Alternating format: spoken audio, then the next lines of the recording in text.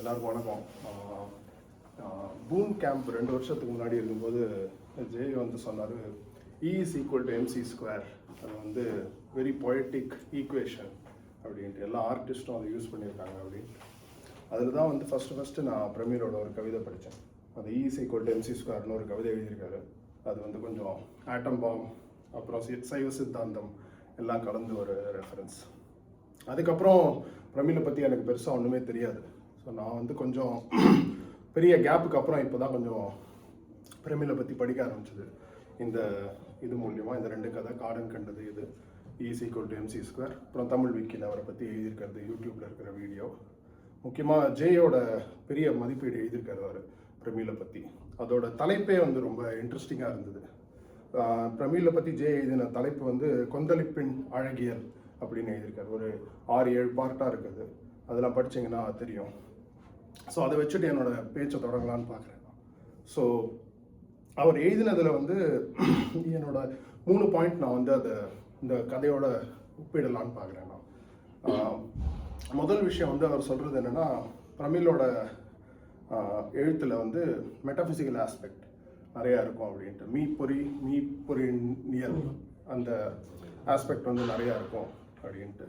அது வந்து அவர் எப்படி ஜே கிருஷ்ணமூர்த்தியோட கதைகளுக்கு வே ஆஃப் ஃபிலாசபிக்கும் பிரமீலோட கதைகளுக்கும் வேறுபடுறது அப்படிங்கிறதுல இந்த மெட்டாஃபிசிக்கல் ஆஸ்பெக்ட் தான் இருக்குது அப்படின்ற மாதிரி ஜே எழுதியிருந்தார். அது எனக்கு முக்கியமாக பட்டுது இந்த கதை படிக்கும்போது. 2வது விஷயம் வந்து ஜே எழுதுகிற இதில் எந்த நான் தொடங்குறது வந்து பார்க்குறேன்.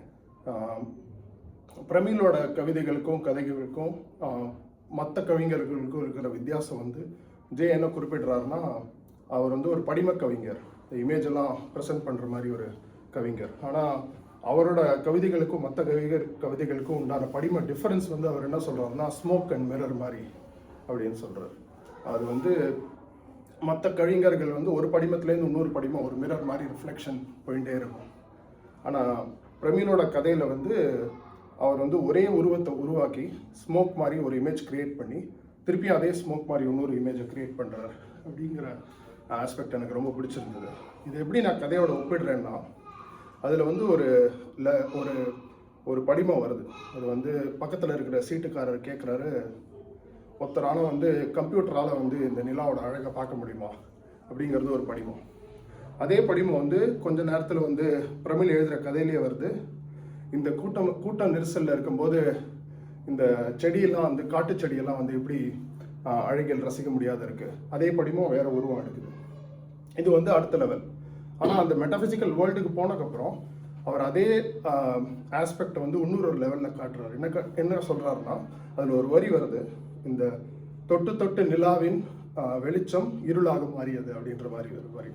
அதாவது இவ்வளோ நாய்ஸ் இருக்கிறச்சையும் ஒரு சின்ன சிக்னல், இந்த தொட்டு தொட்டு நிலாவோட ஒரு சிக்னல் வர மாதிரி.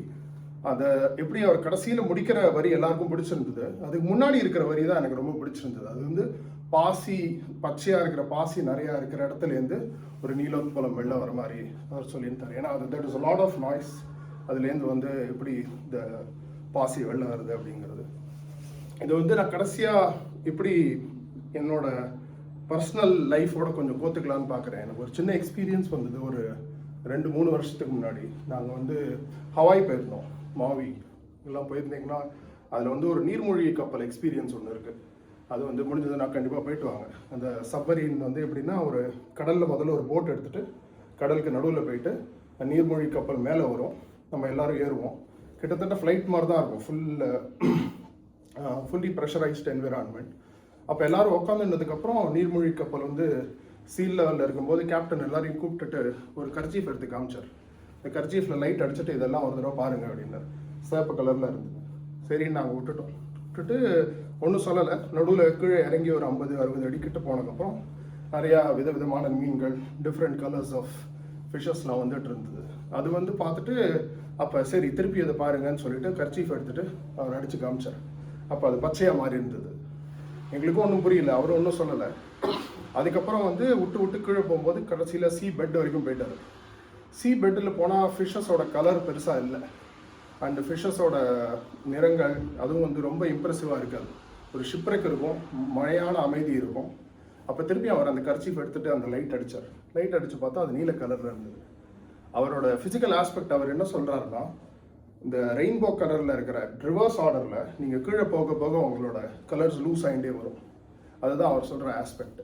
இதை நான் அப்படி இந்த கதையில் பொருந்துறேன்னா, இப்போ வந்து சேப்பு கலரில் வச்சுருந்தீங்கன்னா நம்மக்கிட்ட இருக்கிற அகங்காரம், கோபம் அப்படிங்கிற ஒரு எமோஷன். க்ரீன் பார்த்தீங்கன்னா பாசம், அந்த மாதிரி எமோஷன்.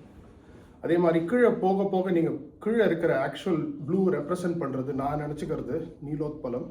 அது வந்து நம்மளோட க்ரியேட்டிவிட்டி, நம்ம ட்ரூ செல்ஃப் அப்படின்னு சொல்கிறது தான் அவர் வந்து அதனால தான் அதை நீலோத்பலம் அப்படிங்கிற ஒரு ஆஸ்பெக்ட் எடுத்துன்னு வந்துருந்தாருன்னு நினச்சிக்கிறேன்.